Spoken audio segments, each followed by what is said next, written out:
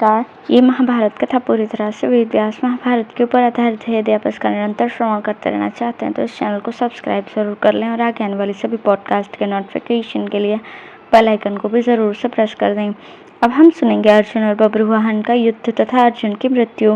वैशंपायन जी कहते हैं, राजन, मणिपुर के राजा बब्रुवाहन को जब अपने पिता अर्जुन के आने का समाचार मिला तो वो ब्राह्मणों को आगे करके बहुत सा धन साथ में लेकर बड़ी विनय के साथ दर्शन के लिए नगर से बाहर निकला। मणिपुर नरेश को इस रूप में आते देखकर परम बुद्धिमान धनंजय ने क्षत्रिय धर्म का स्मरण करके उसका आदर नहीं किया, बल्कि कुपित होकर कहा, पुत्र, तेरा यह ढंग ठीक नहीं है। मैं महाराज युधिष्ठिर के यज्ञ संबंधी घोड़े की रक्षा करता हुआ तेरे राज्य के भीतर आया हूँ, फिर भी तू मुझसे युद्ध क्यों नहीं करता?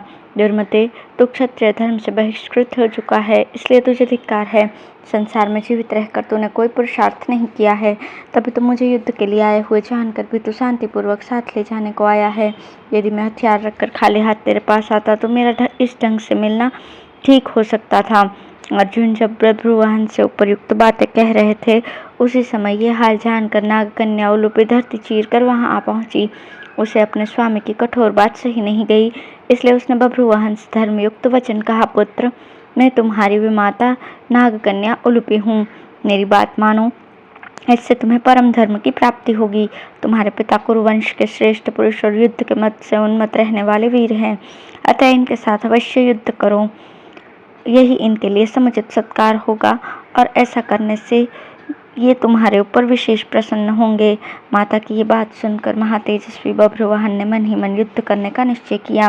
उसने सुवर्णमय कवच पहनकर मस्तक पर तेजस्वी शिस्त्राण धारण किया तथा सैकड़ों तर्कसों से भरे हुए सब प्रकार की युद्ध सामग्री से सुसज्जित, मन के समान वेगवान घोड़ों से युक्त, चक्र और आवश्यक वस्तुओं से पूर्ण, सोने के भांडों से विभूषित, सिंह के चिन्ह वाले ध्वजा से सुशोभित और सोने के बने हुए परम उत्तम रथ पर सवार होकर अर्जुन पर धावा किया। निकट आने पर उस वीर ने पार्थ के संरक्षण में विचरने वाले यज्ञ संबंधी घोड़े को अश्व शिक्षा में प्रवीण पुरुषों द्वारा पकड़वा लिया। घोड़े को पकड़ा गया देखकर धनंजय का चित्त बहुत प्रसन्न हुआ और वे रथ पर बैठे हुए अपने पुत्र को युद्ध के मैदान में आगे बढ़ने से रोकने लगे। राजा बब्रुवाहन ने वीरवर अर्जुन को विषैले सर्पों के समान जहरीले और तेज किए हुए सैकड़ों बाणों से बींध कर अनेकों बार पीड़ित किया। पिता और पुत्र दोनों प्रसन्न होकर लड़ रहे थे। उनके उस युद्ध की कहीं तुलना नहीं थी। वह संग्राम देवता और असुरों के संग्राम को भी मात कर रहा था। बब्रुवाहन ने हंसते हंसते अर्जुन के गले की हंसली में एक बाण मारा। जैसे सर्प अपने बिल में घुस जाता है, उसी प्रकार वो बाण अर्जुन के शरीर में पंख सहित प्रवेश कर गया और उसे छेद कर पृथ्वी में समा गया। उसकी चोट से अर्जुन को बड़ी वेदना हुई। वे अपने धनुष का आश्रय लेकर मुर्दे के समान निश्चेत हो गए। थोड़ी देर बाद जब उन्हें होश हुआ तो अपने पुत्र बब्रुवाहन की प्रशंसा करते हुए बोले, पुत्र, तुम धन्य हो। चित्रांगदा नंदन, आज तुमने अपने योग्य पराक्रम दिखलाया है, इसे देखकर मुझे बड़ी प्रसन्नता हुई है। अच्छा, अब मैं बाण मारता हूँ, तुम शांत, सावधान एवं स्थिर हो जाओ। ऐसा कहकर अर्जुन ने नाराजों की वर्षा आरंभ कर दी। गांडीव धनुष से छूटे हुए वे नाराज इंद्र के वज्र के समान जान पड़ते थे, परंतु राजा बब्रुवाहन ने भल्ले मारकर उन सभी नाराजों के दो दो तीन तीन टुकड़े कर दिए। तब अर्जुन ने मुस्कुराकर क्षुराकार दिव्य बाणों के प्रहार से बब्रुवाहन के रथ की सुनहले ताल वृक्ष के समान ऊंची सुवर्णमयी ध्वजा काटकर गिरा दी और उसके वेगवान घोड़ों को भी मार दिया। घोड़ों के मरने पर बब्रुवाहन रथ से उतर पड़ा और क्रोध में भरकर पैदल ही अपने पिता से युद्ध करने लगा। पुत्र का पराक्रम देखकर अर्जुन बड़े प्रसन्न हुए और उन्होंने उसे अधिक पीड़ा नहीं पहुंचाई। तब बब्रुवाहन ने पिता को युद्ध से विमुख होते जानकर पुनः सर्प के समान जहरीले बाणों से उन्हें पीड़ा देनी आरंभ कर दी। उसने बाल स्वभाव के कारण परिणाम पर विचार किए बिना ही पिता की छाती में एक तीखे बाण का जोरदार प्रहार किया। वह बाण अर्जुन के मर्म स्थान को छेद कर घुस गया और अत्यंत कष्ट देने लगा। उसकी चोट से अत्यंत घायल हो जाने के कारण मूर्छित होकर वे जमीन पर गिर पड़े।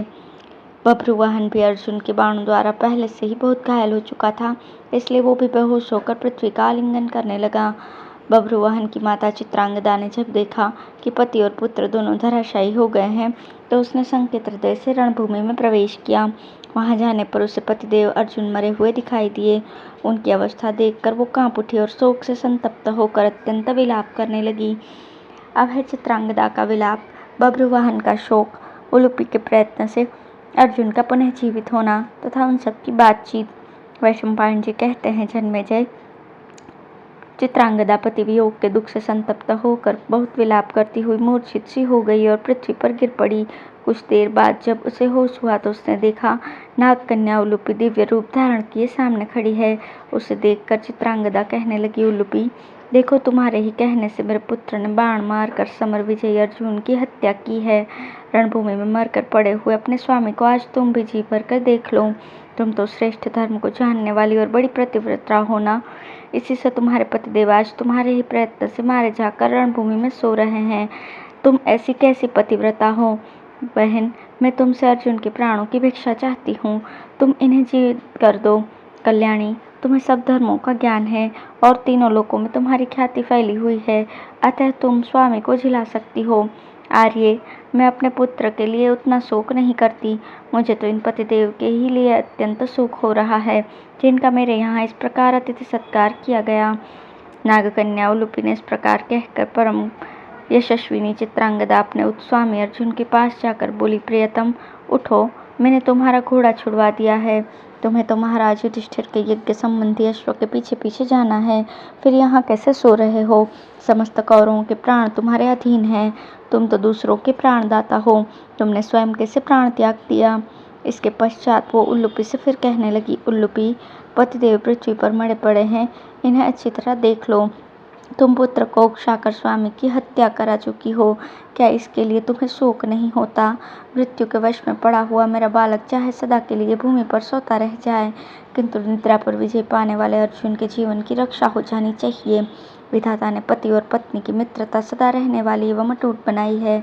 तुम्हारा भी इनके साथ वही संबंध है। इस सख्य भाव के महत्व को समझो और ऐसा उपाय करो जिससे तुम्हारी इनके साथ की हुई मैत्री सत्य एवं सार्थक हो। तुम्ही ने पुत्र को लड़ाकर मेरे पति की जान ली है, यदि आज पुनः इन्हें जीवित करके नहीं दिखा दोगी तो मैं भी प्राण त्याग दूंगी। मेरे पति और पुत्र दोनों नष्ट हो गए, उनके बिना मैं अगाध शोक में डूब रही हूँ और तुम्हारे सामने यहाँ ही प्रायोपवेशन अर्थात आमरण उपवास के लिए बैठती हूँ। उल्लूपी से ऐसा कहकर चित्रांगदा अनशन व्रत धारण करके चुपचाप बैठ गई। तदंतर राजा बभ्रुवाहन को होश हुआ। वो अपनी माता को रणभूमि में बैठी देखकर दुखी होकर कहने लगे, हाय, जो अब तक सुखों में पली थी वही मेरी माता चित्रांगदा आज मृत्यु के अधीन होकर पृथ्वी पर पड़े हुए अपने वीर पति के साथ मरने का निश्चय करके बैठी हुई है। इससे बढ़कर दुख की और क्या बात हो सकती है? संग्राम में जिनका वध करना दूसरे के लिए नितांत कठिन है, उन्हीं मेरे पिता अर्जुन को आज ये मेरे ही हाथों मौत के मुख में पड़े देख रही है। जान पड़ता है अंतकाल आए बिना किसी भी जीव का मरना बड़ा कठिन है, तभी तो इस संकट के समय भी मेरे और मेरी माता के प्राण नहीं निकलते। हाय, मुझे धिक्कार है ब्राह्मणों, मैं पिता की हत्या करने वाला क्रूर कर्मी एवं महापापी हूँ। बताइए, मेरे लिए अब कौन सा प्रायश्चित है? नागराज की पुत्री उलूपी, देखो, आज युद्ध में मैंने तुम्हारे स्वामी का वध किया है, कदाचित इससे तुम्हारा प्रिय हुआ होगा, किंतु माँ, मैं तो सत्य की सौगंध खाकर कहता हूँ, अब इस शरीर को धारण नहीं करूँगा। जहाँ मेरा पिता गए हैं वहीं मैं भी जाऊँगा। ऐसा कहकर राजा बभ्रुवाहन ने दुख शोक से पीड़ित होकर आचमन किया और बड़े खेद के साथ इस प्रकार कहा, संसार के चराचर प्राणियों तथा माता उल्लूपी, आप सब लोग सुने, मैं सच्ची बात बता रहा हूँ। यदि मेरे पिता नरश्रेष्ठ अर्जुन आज जीवित होकर नहीं उठे तो मैं इस रणभूमि में ही उपवास करके अपने शरीर को सुखा दूंगा।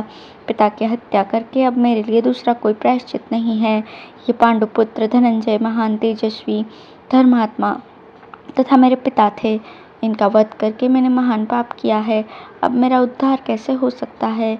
यूं कहकर अर्जुन कुमार बभ्रुवाहन ने पुनः आचमन किया और आमरण उपवास का व्रत लेकर चुपचाप बैठ गए। तब उल्लूपी ने संजीवन मणि का स्मरण किया।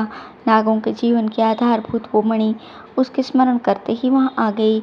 उसे हाथ में लेकर नागराज कुमारी ने बभ्रुवाहन से कहा, पुत्र उठो, शोक न करो, अर्जुन तुम्हारे द्वारा परास्त नहीं हुए हैं, ये मनुष्य मात्र के लिए अजय हैं, इंद्र आदि देवता भी इन्हें नहीं जीत सकते। यह तो मैंने तुम्हारे यशस्वी पिता का प्रिय करने के लिए मोहिनी माया दिखलाई है।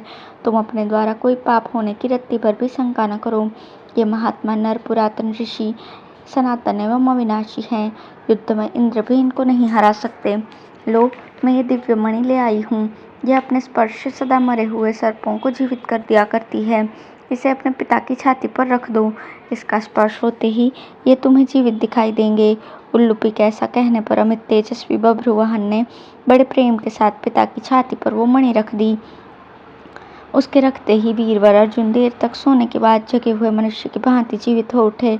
अपने मनस्वी पिता को सचेत और स्वस्थ देखकर बभ्रुवाहन ने उनके चरणों में प्रणाम किया। उस समय इंद्र ने अर्जुन के ऊपर दिव्य पुष्पों की वर्षा की।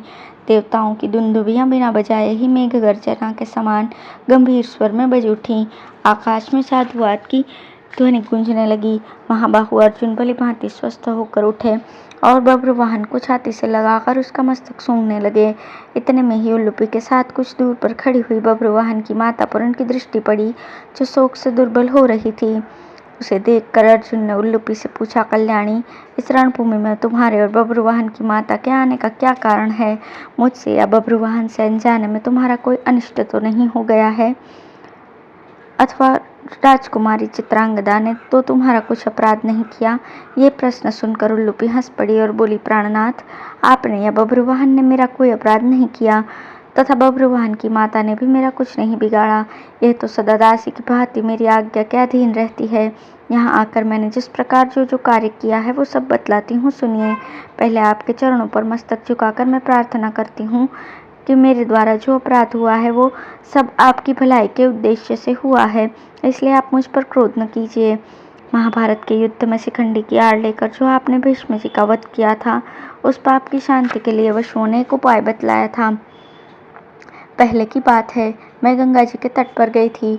वहाँ भीष्म जी की मृत्यु के पश्चात देवता और वसु एकत्रित होकर स्नान करने आए।